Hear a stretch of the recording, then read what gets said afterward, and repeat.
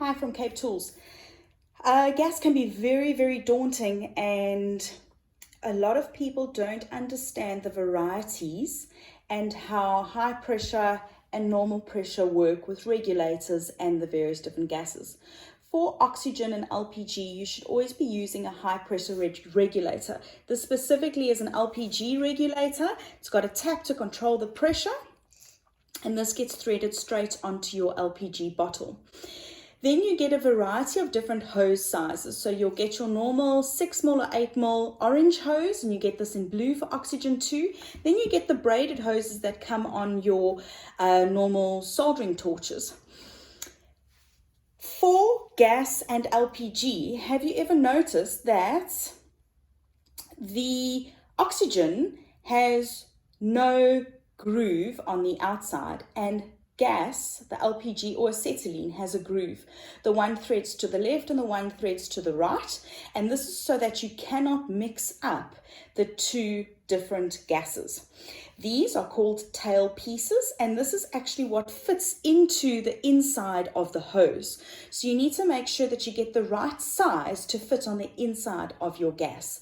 Then you get a tail nut, and this is threaded onto the actual hose itself. This specifically is going from a larger hose, which is your 6 or your 8mm hose, and then needs to taper down to the fittings of the braided hoses. So in the middle here, I have got a Utica adapter, and this is what changes it from the two different thread sizes.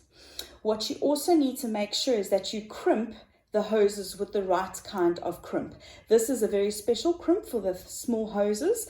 And then you also get different crimps. So this is called a G crimp, which you can use on any size. It's quite handy to have something like that because you can just thread it on and screw it with a normal screwdriver. However, if you want something that is really, really nice and tight and not going to leak, you would use something called an Utica clamp, which is this one over here, which you crimp on the left and the right with either a parallel plier or a wrench. And this really grips the tail piece that's on the inside here, which is this little one here, that's actually fitting on the inside of the hose there.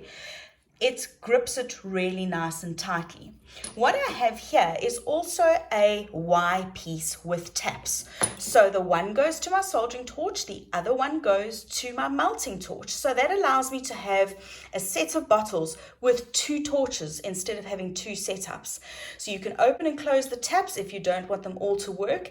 And what I have here is a flashback arrestor. This is incredibly important. Don't let anybody tell you otherwise. This is what stops if you had a leak and you had a flame coming back into your bottle, this flashback arrestor stops that flame. So it stops flow from going back into your bottle. So it's always important to have a high pressure regulator, a flashback arrestor, and then the right types of fittings. If you ever need to check if you've got leaks, just use a dishwashing liquid and water solution in a spray bottle, and you can spray it on all the different connectors. And if you see any little bubbles, it means you have a leak.